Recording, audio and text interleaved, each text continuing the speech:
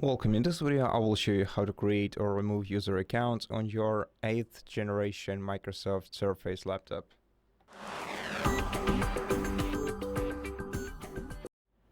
So, in order to create a new user account, we have to navigate to Start menu and open Settings from here. Then we're gonna have to go to Accounts on the sidebar, scroll down to Other Users, click Add Account next to Add Other User, and after that, if this other user has a Microsoft account, you can provide their email or phone number here, then enter the password for them, and then create a PIN code for them.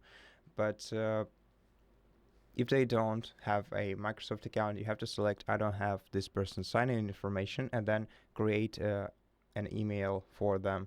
And if you want to create an account locally, you're gonna have to click I don't have this person's sign-in information, and on the following page you're gonna have to wait a moment, of course,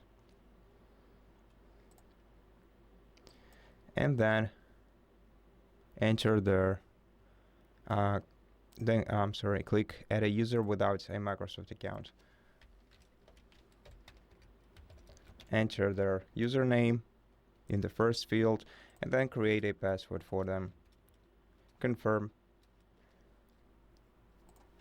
Then select 3 different security questions of your choice and give answers to them in the respective fields.